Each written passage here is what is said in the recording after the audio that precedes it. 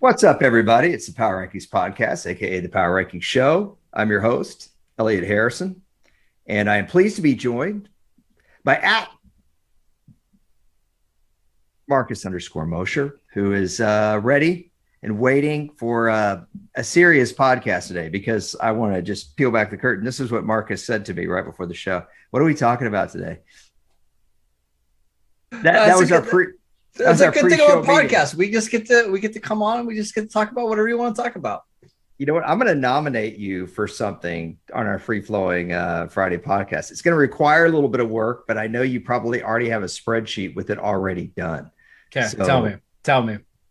Well, I have to get to the topic to set that off. Okay. So that which is called a segue in this business. So I'm going to segue to it when I get to stuff. So we've got some news today. We have some big news. We have some little annoying news. I guess we could start with the big news first.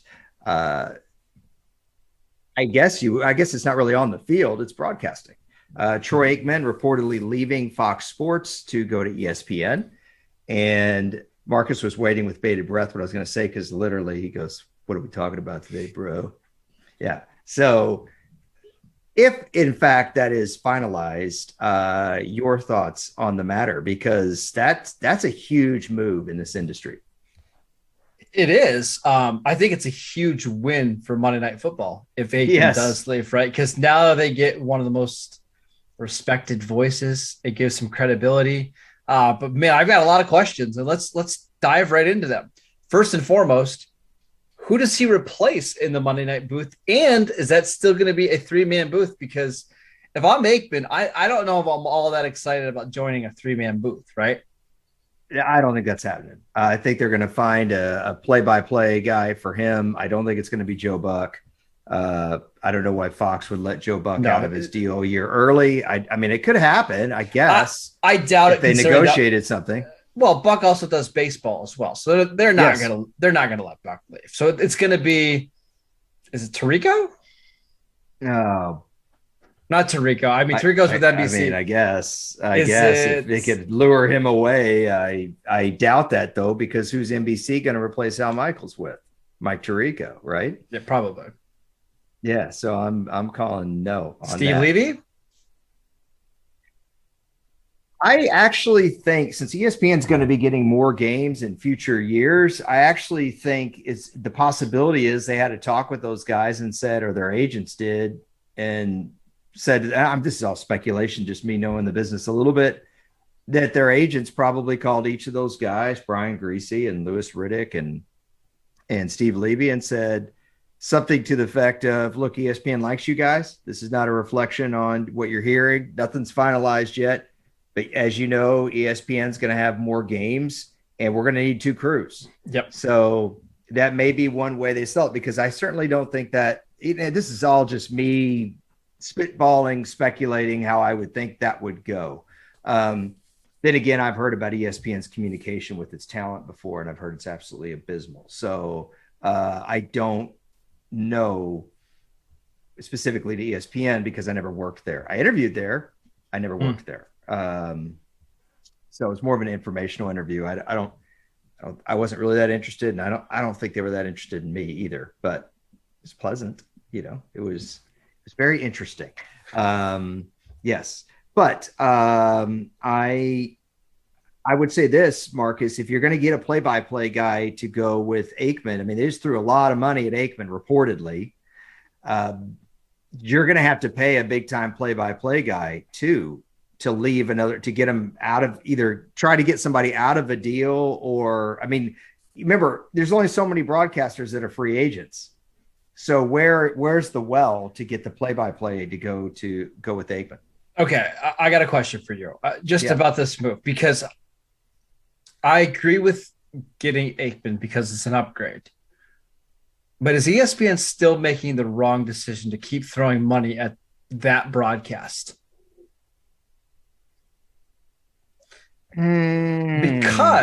Because yes, let's hear your theories. I found myself watching the Manning broadcast more and more as that went on. I really did. I thought it got really good by the end of the season. I thought that they did a really good job. And if I'm ESPN, I would almost rather spend that money trying to get that broadcast to be better rather than spending 17 million on Aikman. And now you're just going to be competing back and forth. I understand that. I was trying to think of some play-by-play guys that would be good with Aikman. I was thinking, do you want to go with a long-time veteran, or do you want to go with somebody that's a little bit younger, that's maybe made some hay in college football? I don't know, but if you're paying Aikman that kind of money, it would seem like an awful risk to not get a big-time play-by-play guy that can match him in terms of audience credibility and talent. I don't disagree, but do you understand what I'm saying with the Manning broadcast? I think a lot of people really like that. So is ESPN just burning $17 million a year if the Manning broadcast, which they've extended the contract to for the next couple of years, is going to be more watched anyways? Not necessarily, because if you're getting a really nice number from both, then you're raking in the cash, and Monday Night Football becomes an event again. And when Monday Night Football was an event, it was a big deal. Unfortunately, it's hard to put that milk back in the bottle, so to speak. Well, because back then Monday Night Football was an event because you didn't have Sunday Night Football and you didn't have Thursday Night Football. Well, and I mean, I still think Monday Night Football can be an event if they get the right games, right? Like ultimately, the broadcasters don't really matter if the games suck, right? If it's a Elliot Harrison special that's Lions Texans on Monday Night Football, the average fan just isn't tuning in to watch that game, regardless if it's Aikman doing it, Romo, whoever, right? Didn't Aikman do Panthers Texans this year, Thursday night? Am I misremembering that? Probably, but I think that was the game Christian McCaffrey pulled his hamstring. All right. Anyway. Yeah. Well, I'm used to you remembering these things. It was early in the year, but that's kind of the you're point. You're younger than me. You're supposed to know this stuff, whatever. Okay. The more important question here, Elliot, is what's Fox going to do? Because Fox still gets the big games, right? They still get the American game of the week. They get a lot of the Cowboy games. I don't think this is a problem for them. I really don't. Who do they promote? Because I've seen a couple of names. Yeah. I don't like the idea of them just going and grabbing somebody to do this, like an unknown. You have an easy solution to this. Greg Olsen. Done. When Pat Summerall retired and John Madden went to ABC Monday Night Football, they slid Aikman and Buck and Collinsworth into that top spot. Do you remember that Collinsworth was with Buck and Aikman at first? Yep. In this case, though, you don't need to do that. He did the Randy Moss game where he mooned the fans. Remember that? Collinsworth was on that broadcast. I think Greg Olsen did a good, unless you think it's too much, for Greg Olsen, but I don't. Why not promote from within? It gives your entire network and broadcasting crews. It's always good to promote from within. Who are you going to find out on the street better than Greg Olsen? I am not buying Drew Brees. I heard Drew Brees. No. What did you see from Drew Brees this year that made you think that he was going to be spectacular? No, the rumor is that they could go hard after Sean McVay. I don't see that happen. I don't see that happening though, right? So it's so crazy. Like the Sean McVay outpouring of love is just I know you just hate the guy. It's all right. I don't hate the guy, but I don't get it. Like, what is the worship of Sean McVay all about? Yes, he won a Super Bowl. He won a Super Bowl by the hair of his chinny chin chin. Like, I don't. He also lost the Super Bowl by the hair of his chinny chin chin, right? No, that was not. It was 3-3 going into the fourth quarter of that game. That game was not as close as this Bengals game. Okay. I just think people are so crazy. Just 2 years ago, people were saying the NFL has caught up to Sean McVay. Am I the only one that remembers this? And I thought that was ridiculous too. I was like, how can you guys be so hard on this guy? And now we're proclaiming him the next Bill Walsh. By the way, Bill Walsh did not work out in the booth. He worked for NBC It did not go well. Bill Parcells, it did not go well in the booth. So I will say you're probably right that Greg Olson's probably going to do those games. However, I have two outside of the box ideas, and you tell me which one you like better. Okay. Charles Davis is the number 2 at CBS. Could you offer him a big pay raise to come over to Fox and take that job? Because I think Charles Davis is really good. I do too, but I haven't talked to CD in a long time. But he was with Fox a long time. I imagine, CBS gave him a better deal. I haven't talked to him about his deal, and I wouldn't talk about it on the air anyway. But my guess is, does he live up to the guy like big America game of the week, and it's Joe Buck and Charles Davis? Can you get behind that? I can get behind that. I think the issue is more than ever, they want a big former player to do this. Charles Davis is not a well-known NFL player. Like, a lot of people don't even know Charles Davis's background. So I think there's a difference there. All I'm saying about Sean McVay, though, is, okay, there's a couple of factors here. Number one, he's never done it before. Number two, if you say, yeah, well, Tony Romo had never done it. Well, let's review that a little bit. Tony Romo had been in the NFL for 14 years. Sean McVay has been in the NFL for 5. I think that prepares you a little bit better. The other thing is also is Romo's personality. Mm-hmm. Tony Romo and Sean McVay do not have the same personality. Now, the other thing with Sean McVay is his voice.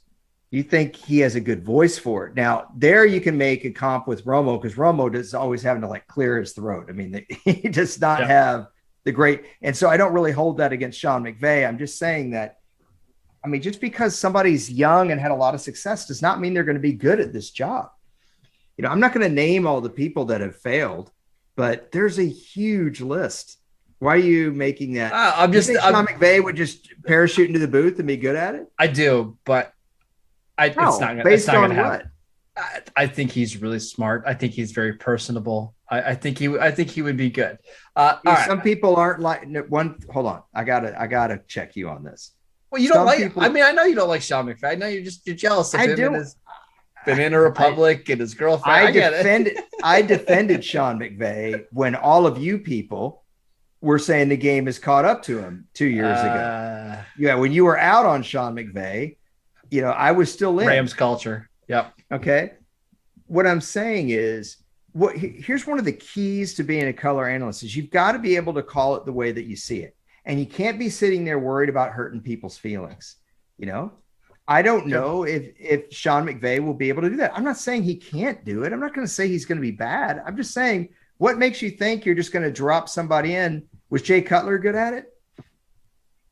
No, he was awful. Okay. Was Jason Witten good at it? Jason Witten, smart player, extremely smart football player, unbelievably smart football player. Hall of Fame football player. Was Jason Witten good at it? No. Can I give you a couple other ideas? You don't like me. I just know you hate Sean McVay. Oh my gosh. How about a former player that's been in the NFL a long time, very personable, 18-year vet, Ben Roethlisberger? That's not a serious one. How about this one? Here's a real one. What about Kirk Herbstreit? He's only getting paid $2 million a year by ESPN. His contract runs out at the end of this year. I know ESPN would hate to see him leave, but I actually really liked when he did the Broncos Chiefs game. I believe it was week 17 this year, week 18. I thought it was really good. Yeah, it was different, but see, Kirk Herbstreit, you're talking about a guy who's been on the air for a long time, who has a good personality. Sean McVay, you're talking about a guy who just coached, and you're just going to drop him in that chair. I'm telling you, NBC did this with Bill Walsh in 1989, right after he won the Super Bowl in 88. Bill Parcells jumped into the booth in 1991, right after winning the Super Bowl. This is not unprecedented. I'm trying to think of a former coach who won the Super Bowl and dropped right into the broadcast booth. The closest thing would be John Madden, but he was a few years removed. What about Gruden? I mean, Gruden was a couple years removed, right? Oh yeah, he was way removed from his Super Bowl. I'm talking about guys that won the Super Bowl and rode off into the sunset. Bill Parcells, Bill Walsh are two of those guys, and they did not work out in the broadcast booth. Parcells worked out better than Walsh did. So some guys don't enjoy it either, Marcus. Got to remember that too. What if Sean McVay hates it? You're not going to be good at anything you hate. That's why you're not good at this podcast. You hate working with me. So, So you'd like to say, going back to this, you'd like to see Greg Olsen take that spot. And you didn't really give us a name for the play-by-play for ESPN. Who do you want to see in that spot? I can't believe I'm having a brain fart. God, it started out as the Chiefs play-by-play. He calls like the most mundane things great. Older veteran. He does the Westwood One radio games of like Thursday night, it's Sunday night. He did the Super Bowl this year on radio. Why can I not think of who it is? Oh my gosh, this is going to drive me crazy. Help me, please help me with veteran play-by-play. Did the radio for the Super Bowl this year? This is driving me crazy. I'll look. I'm looking it up right now. Somebody certainly knows who I'm talking about right now and is screaming it into their car as I say this. Anyway, that was the first guy I thought of because he's veteran. He's great. Everybody seems to like him. And I literally, it cannot come to me. And everything I keep Googling keeps saying Al Michaels, and it's not Al Michaels. Kevin Harlan. Kevin Harlan. Yes. Kevin Harlan. My gosh. I kept thinking of every other guy. I thought just now of every other radio play-by-play guy in the business. If it was someone like Kevin Harlan with Troy Aikman, I would love it. I like Kevin Harlan a lot. He's a veteran guy. Clearly, he's so great I couldn't remember his name. He's a veteran guy. He's been at it a long time. He started with the Chiefs back in the 80s when he was a young guy. He was great then. And I think you need someone like that. Kevin Harlan works with Kurt Warner all the time. I listened to some of the Super Bowl on the radio this year, and they were great together. I think he'd be great with Troy Aikman. I think you keep the other group if you expand your coverage. And the Manning cast is probably going to be a different source of revenue for ESPN that they could probably afford to do all this. But you brought up the great point. If you don't get a good Monday night game, what's it matter? It doesn't matter. It really, I mean, that's truth. And that's why the Fox games are always so popular. The Sunday night games are popular. Yeah, they've got great crews, but maybe they're great crews because they always have really good games as well, right? Yeah, I'm going to tell you the most underrated color analyst of all time, though. Of all time, it's Matt Millen. Matt Millen got vilified for the job he did in Detroit, and which is kind of what I'm saying about Sean McVay. Just because you're a great color analyst doesn't mean you're going to make a great GM. Just because you're a good head coach doesn't mean you're going to make a great color analyst. Matt Millen was awesome. He was great as the number 2 at Fox. The only reason he wasn't the number 1 is because Madden was there. The year Millen took the Detroit job was Madden's last year at Fox. So it was just the timing of it. I think Matt Millen was kind of being groomed to be the number 1 guy. Anyway, just wanted to say that. I love listening to that guy. And I think your Kirk Herbstreit call is not a bad idea. But why would you elevate Kirk Herbstreit over Greg Olsen? That makes no sense to me, unless you really feel like Greg Olsen isn't ready. So, I just think Herbstreit's better, to be honest. Yeah.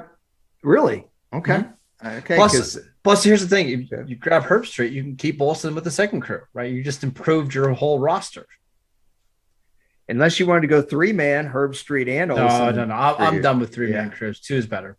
Oh, you're out on 3-man booth culture. Okay. Good to know. By the way, I just would like to say that if Kyle Shanahan was the name to Sean McVay, I would be telling you the same thing. And you know that I would tell you this. In fact, I think that Sean McVay is actually more outgoing than Kyle Shanahan is. So there you go. Okay. A couple other things, little news and notes. I still have ARF. I'm so glad that Aaron Rodgers went on the Pat McAfee podcast to say that he hasn't made a decision. It's going to be a couple more weeks. I feel like Obi-Wan taught Luke well here. Brett Favre really did the job. Yep. Except Brett Favre was more popular, I think, than Aaron Rodgers. When you say somebody's unpopular, it doesn't mean they're hated, right? It just means they're not popular. would you say Aaron Rodgers is one of the most least popular MVPs of the league, at least in your lifetime? I think we're trending that way. It seems crazy, but Tom Brady is just so much more likable than what Rodgers is for so many different reasons, right? I think Rodgers gives off this too cool for school. You like that? Too school for, yeah. And I just think he comes off as arrogant, right? And I don't think people relate to that. I think people relate more to somebody who's a little bit more humble, somebody who is more likable. He's just not Aaron Rodgers at all. No, and he's got the right to be the person that he wants to be. And sometimes I do think he's probably misunderstood, because sometimes in sports, people. What was he misunderstood about? Well, for example, using someone near and dear to your heart, use the guy behind your head, Tony Romo. Tony Romo started wearing his baseball hat backwards on the sideline. People said he didn't care. It was so stupid. And so sports fans have really dumb opinions about what a guy should be like sometimes. All sorts of different personality types have won. That said, Aaron Rodgers has gotten into annoying territory. Yeah. And I think the too cool for school is an act, because I actually think he really does want the attention, which there's nothing wrong with that. You're a great player. You want to be given the credit for it, and having everyone fiddle fart around wondering what he's going to do. Feel free to use fiddle fart on one of your Kegs and Eggs videos.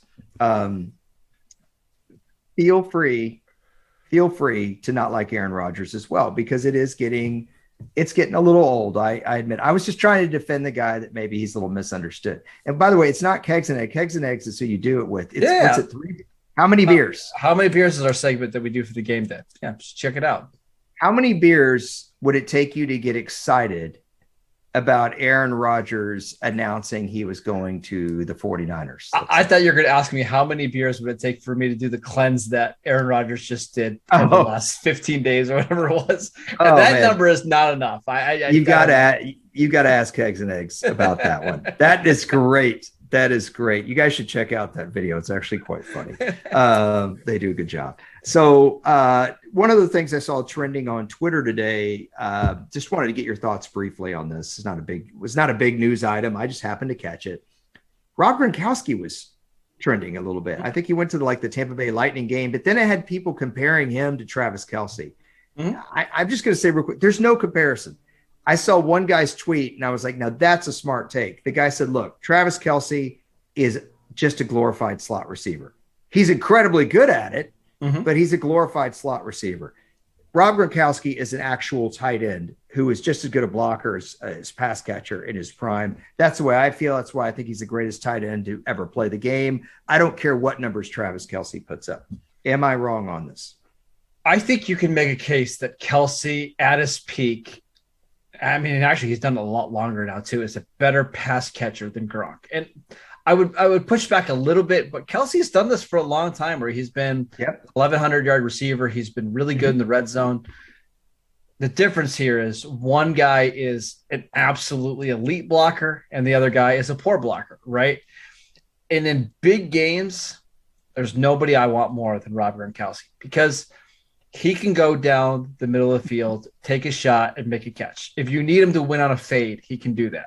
If you need him to help block a Pro Bowl defensive end, he can do that. I agree with you, Elliot. I think Gronk is the best tight end I've ever seen in my life, and I'm not sure that it's all that close. I don't even know who would be number 2, because I think Gronk is that much better than everybody else.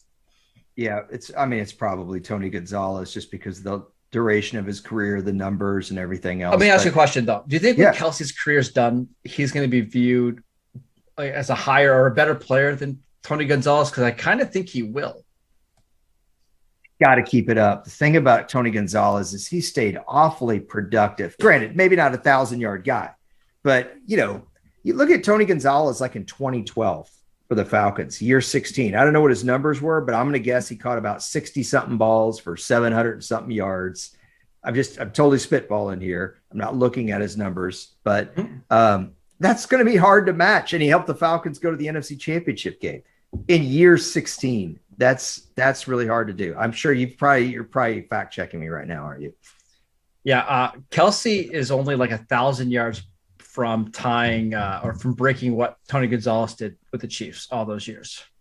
With the Chiefs, but he tacked on with the Falcons. What did Gonzalez do in 2012? It was 930 yards, 8 touchdowns.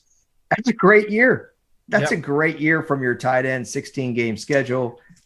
36. Say that now. 36 years old. Kelsey will be 33 this season. Yeah, Kelsey's been a great player. Don't misunderstand me, but I'm just to use your kind of thought process so Marcus feels, say what you want here, agree, disagree. Marcus thinks that Randy Moss is the greatest wide receiver to ever play in the NFL. I've argued this. Go ahead. I've argued this with him, but one of Marcus's points is if you're a defensive coordinator, that's all you're thinking about is preparing for that guy. Yep. This isn't a case of Rob Gronkowski only catching, say, 60 balls for 800 yards because they can't use him offensively. They are using him. They're just using him in their run game and to max protect. And as a defensive coordinator, you know that we don't have an easy win here on the edge. If Gronk doubles up our defensive end with our tackle, we're done. If Gronk goes ISO with our safety, we're done. He's a mismatched nightmare in both the run game and the passing game, at least prime Rob Gronkowski. Yeah, I think 2011 Gronk was the best tight end season I've ever seen. Yeah. He caught 17 touchdowns that year, and that was kind of like the peak of his athleticism. Not only was he making plays down the field, but like after the catch. The game against the Colts, so that might not have been 2011, but his play after the catch in that game was incredible. Dude. 2011 against Washington at FedEx. Mm-hmm. He had a massive, oh my gosh, talk about athleticism, had a catch and run in that game. That was incredible. I'm with you, man. Well, you're with me, I guess, because I threw this out, but we're with each other. Okay. Another thing I saw, every once in a while, we mention the Throwback Channel. My good friend Kaveh Kagazi at the NFL manages some of that, or he at least comes up with some of the content for it. And it's actually Kagazi. It's very hard to say. Kaveh Kagazi. Kaveh, I hope I got that right. I don't know if he did it, but they put out a Fred Taylor video, and you forget how good Fred Taylor was, like so explosive. And I think there are not that many guys in this era that you could say are underrated at the skill positions, but I think with him you can. And I said to you offline, I'll say it again. I know you had to be jumping for joy when the Jags played the Steelers, Mike Tomlin's first year at Heinz Field, and the Jags ran all over the Steelers with Fred Taylor and Maurice Jones-Drew and David Garrard. Yeah, I mean, one of my favorite playoff games ever. I actually just pulled up Fred Taylor's Pro Football Reference page, and I got a little laugh. Did you know his nickname on Pro Football Reference is Fragile Fred? That's kind of mean, but yeah, he did get injured a lot. But let's just go over the numbers real quick so that you have it there. Career rushing yards, how many 1,000-yard seasons, so on and so forth. 1, 2, 3, 4, 5, 6, 7 seasons of at least 1,100 rushing yards. Wow. What was the career? I think he was at about 12, right? At the end of it. Total yards, 14,000 yards. What was the rushing yards? 11,000. 11,000. Okay. So he's in the John Riggins territory. That's what John Riggins ended up with, a little over 11,000 yards. Different player, though. Fred Taylor was a very explosive, could run him in between the tackles. That's one thing I always remember him. You ran him in between the tackles, but a lot of his long runs came on those plays as opposed to edge runs. And actually, Tony Dorsett, as small as he was, a lot of his big runs also came in those kind of quick opener plays. Unfortunately, the injuries you mentioned, Fred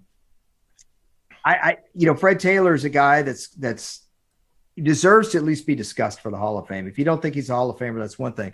But I wanted to volunteer you for something. Now, we don't have to do it for tomorrow.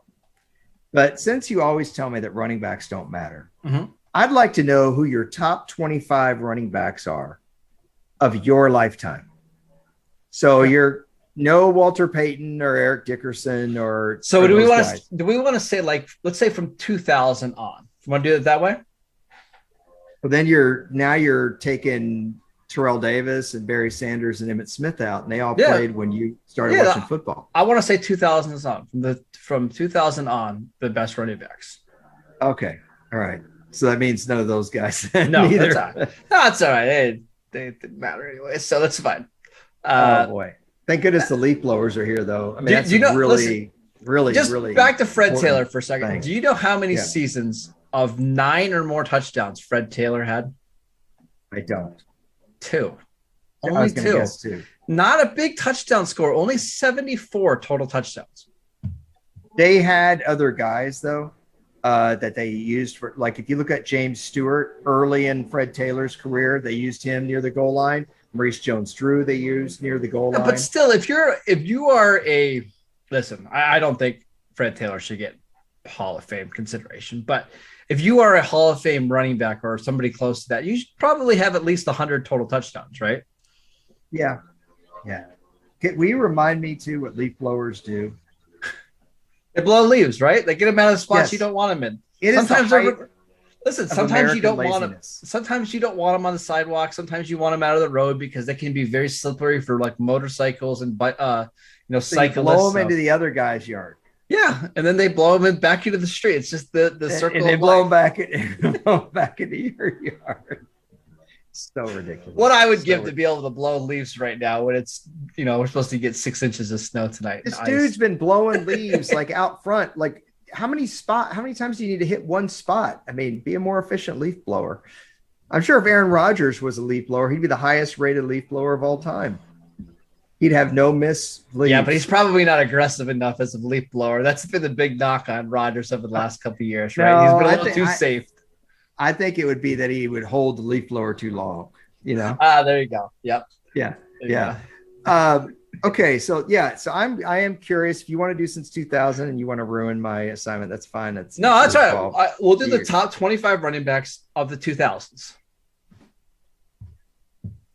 Are you even going to be able to find 25 guys? Yeah. I mean, Troy Hambrick might be a lot higher on this list than oh my gosh. All right. I can't wait. Can we make it? We'll just make it top 20. Top 20. I didn't want Lamont Jordan. Oh, why not? Coming in at 23. How about Zach Crockett? Greatest short yardage running back in NFL history, by the way. Yeah. Oh boy. All right. No TJ Duckett. Work done was one of my favorites, though. It was one of the first running backs don't matter candidates. So, do you hear the sleep blower? Like literally, there's not much out there. Like, what are you doing? Like, go leave. Crazy. By the way, I got a new leaf blower for Christmas, and I'm really excited. That's one of the things I asked for Christmas, and I got it. So I'm excited to use it. Loud, but literally, they're going in the same spot over and over. Like, how long does it take? I could rake leaves and put them in a bag faster. Sometimes you get a stubborn leaf that just doesn't want to move. So yeah. Oh boy. All right. Last thing I have for you. I went on Sirius Radio last night, Fantasy Dirt with Michael Fabiano and Bob Harris. And I gave 5 kind of bounce back fantasy guys. And oh my gosh. Excuse me just a moment. Oh, okay. I thought I was going to have to go take care of this. You know how I get fired up about leaf blowers. You know I do. Yeah. Okay. Good. So I went on Sirius Radio, Fantasy Dirt on the Fantasy Sports Channel. And do you listen to the Fantasy Sports Channel on Sirius sometimes, or do you listen to the NFL channel? No, I listen to both because we've got friends that work on the Fantasy Sports Channel. I've got a long car trip tomorrow that I'm sure it's going to be on way more than my wife wants to listen to. Wow. Okay, so boy, now I can smell the exhaust of the leaf. I am going to literally get up and shut the door. It's ridiculous. Do you want me to go off on this some more? No, I really want. Give me one of the first guys that you wanted to mention. I will. I'll do it from far away. Okay, I'm ready. Then I'll give you my thoughts. Breakout player. Go ahead. Okay, my first guy is Faquan Barkley. I'm with you that you like the Brian Daboll hire. I like it too. I think what he's going to do is look at what Saquon does best and what Saquon did best at Penn State. And also, remember how good he was his rookie year? I think he's going to look at that and accentuate that because there were times last year where you and I made the case that, oh my gosh, is Devontae Booker Yep. more effective in that offense? To me, that's on Joe Judge and the staff. And I asked Bob and Mike Dempsey, who I've done radio with before, they did a mock draft, Marcus, and Saquon went in the third round. Yep. I think that'd be a huge bargain this year. What do you think? Are we sure that he's going to be on the Giants this year? Okay, let's say he's not. Then I get really concerned, because that's the only team that's tied to him as a full-time starter. Sure. And if he goes somewhere else and, the Giants are just trying to unload salary and get more draft picks and kind of start to rebuild, I get really nervous. And Saquon has not played a ton over the last 2 years. We're getting to the point where at his age, running backs start to deteriorate pretty quickly. I think third round is where he should go. But I don't know if I can make a case for him to go higher than that. Well, some of that, though, why running backs start to go a little bit downhill is workload and carries. And in his case, that's not an issue. No. So that may actually work in his favor. Either way, I just think people are already, again, when I tell you that sometimes fans have these wild opinions. Like 2 years ago, we were out on Sean McVay. When Saquon Barkley came out in his rookie year, people were saying this is a generational talent, and he proved it.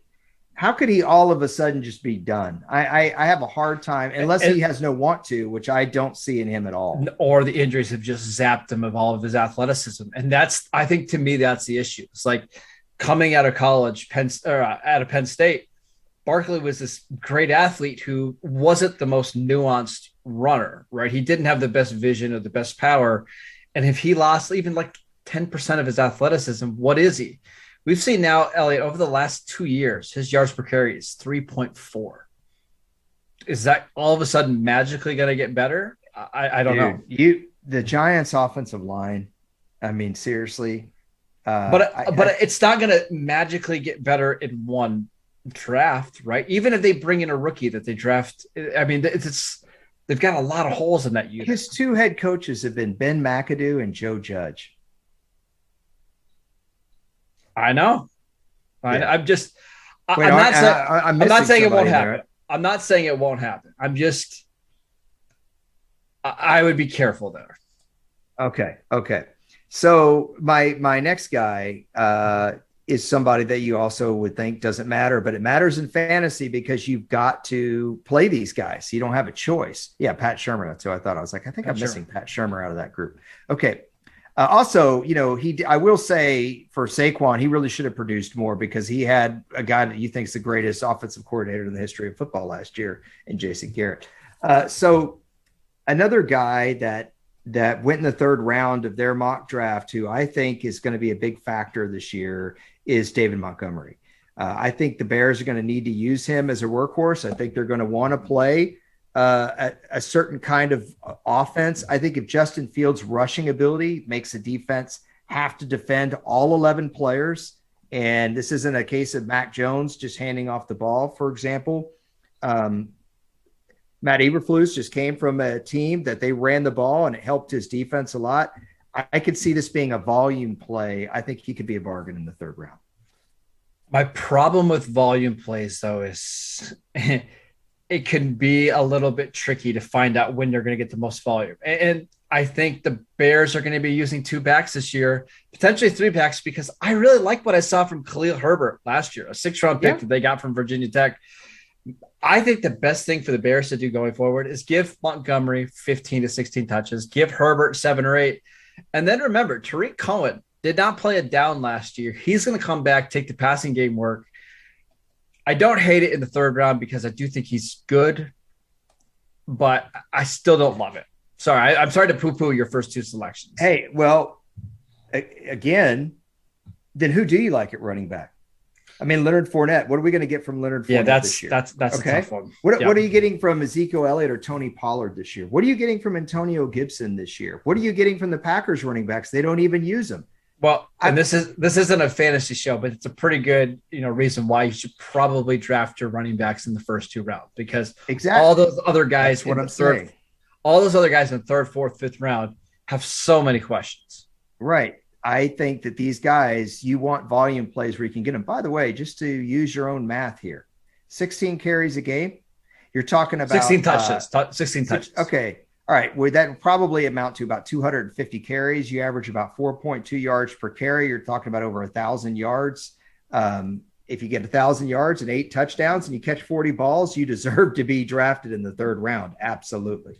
Probably. But the problem is when are those all going to come? Like, if you're looking at it over the course of the season, yeah, those are good numbers. But is that somebody that's going to give you a lot of upside on a week-to-week basis? Probably not. But I get what you're saying. He might be one of the safer running backs that you can draft, after the top 30 picks or so. I don't see Justin Fields dropping back 40 times a game. I just don't. No, neither do I. So not with this head coach and not where he is in his career. Okay, my next guy is an interesting guy. I think it's a guy that you like. It's Michael Gallup. Michael Gallup is kind of based on the uncertainty of Amari Cooper's future. And because Gallup is coming off an injury, there's a couple things here. One, something you've mentioned with Amari Cooper, right? That we don't know if the Cowboys are going to part ways, and he has been their number one. Number two, I think it's safe to say CeeDee Lamb is overrated. CeeDee Lamb is a good, productive player, but CeeDee Lamb was a high pick that people literally treat like he's an all-pro. CeeDee Lamb's a good player. Amari Cooper is the more effective receiver in that offense, I think by a pretty good margin, Marcus.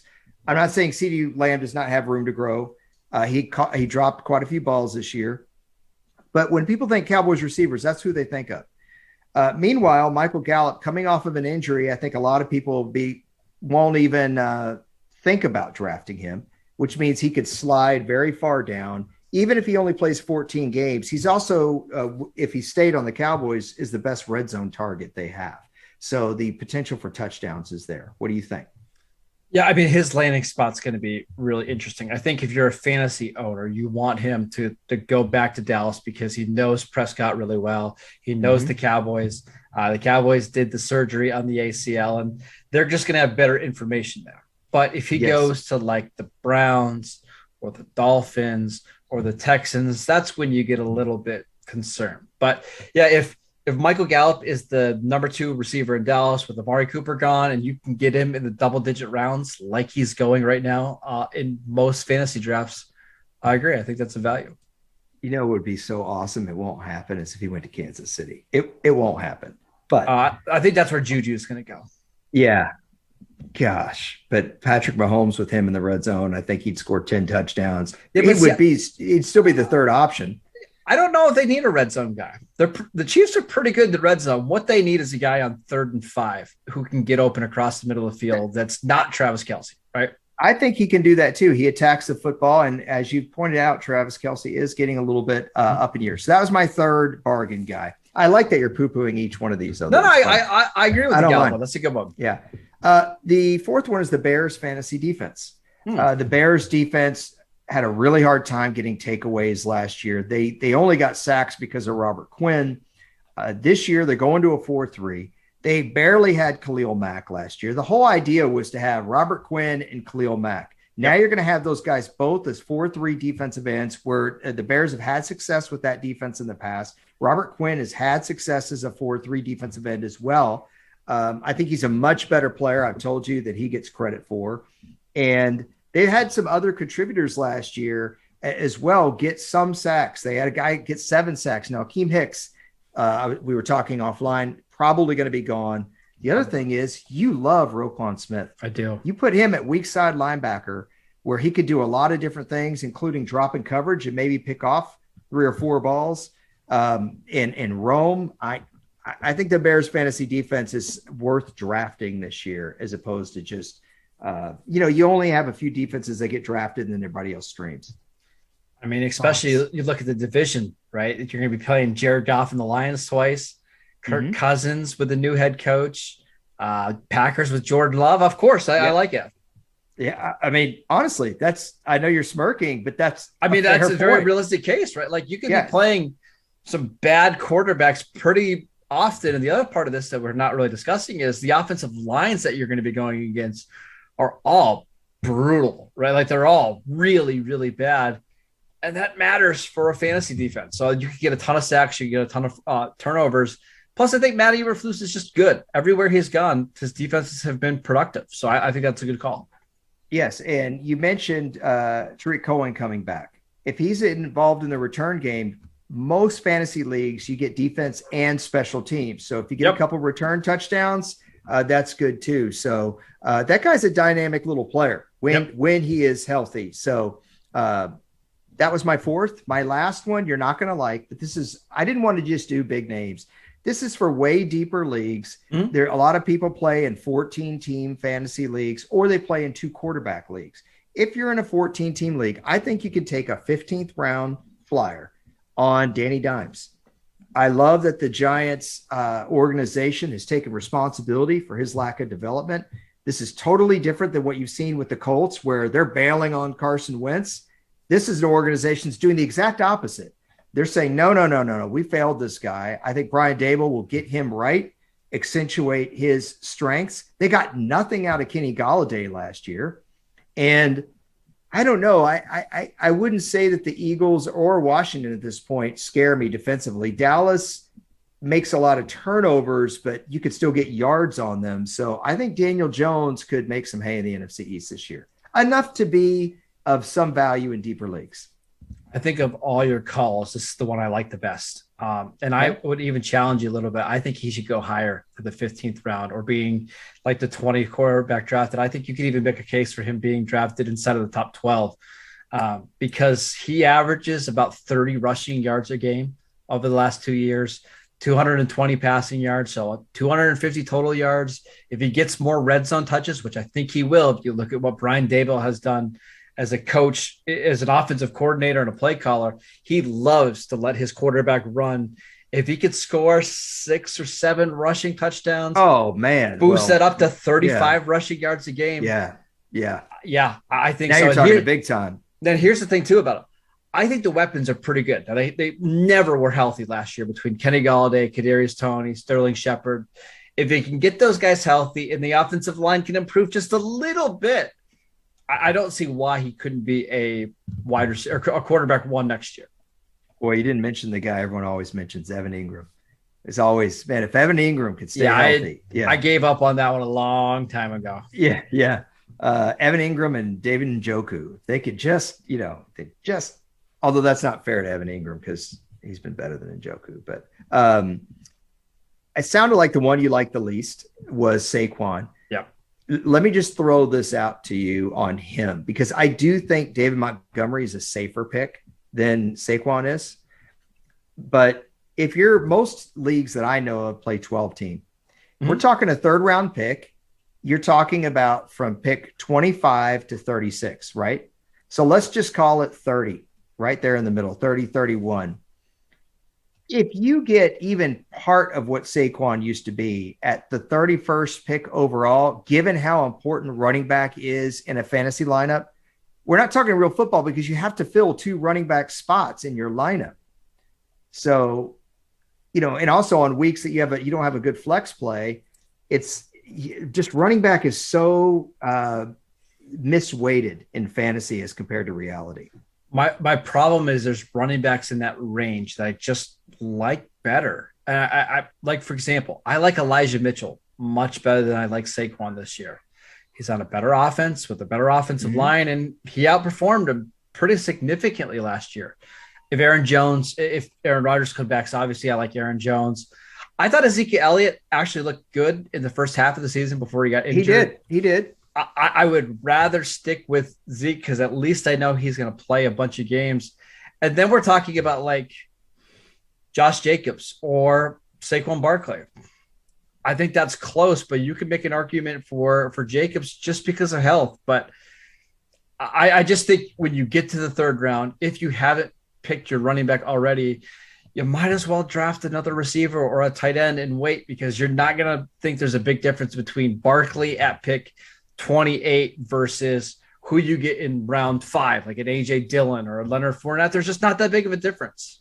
Maybe so. And I like Josh Jacobs better, but if you're asking me who has a higher ceiling between Montgomery, Jacobs, and Barkley, I'm going to go Barkley. I don't disagree. It's just seen it before. How likely is it that he's going to hit that ceiling? It's been a long time since we've seen Saquon beat elite rusher. That's 2018. Yeah, I think that's fair. I like that you mentioned Elijah Mitchell. I thought he had a really nice year for the 49ers. Not mentioned a lot. Only question mark there is what do the 49ers do with Raheem Mostert? Because we have seen him be uber productive. He's a free agent. Shanahan. He's a free agent. So I'm just saying if you go to Miami, probably right. I mean, here's the thing with Mitchell. He played 11 games last year, started 10. He had 1,100 yards from scrimmage in those 11 games. Hey, I like the guy a lot. So, you're speaking my language. Yeah. So but just because I like him a lot doesn't mean that Kyle Shanahan would be good in the booth. His outfits do look good, though. I will say that. He would always look very fashionable in the booth. So Marcus is going to do his top 20 running backs since 2000. You're going to do that for tomorrow? Do you have a spreadsheet already built? Okay. Yeah. That's all I have for today. I emptied the well. I mean, we got Fred Taylor in, we got Gronk in, we got broadcasting in. We discussed Aaron Rodgers, which is part of our quota. Yep. And we got 5 guys. Well, I consider fantasy defense as a guy. Yeah, some of y'all just stream them. It's a spot. So, it's a position, right? Yeah. So I got all my football thoughts out. So with that, I always give you the last word, sir. I just want to say the NFL Scouting Combine takes place next week. I believe the first day is Tuesday.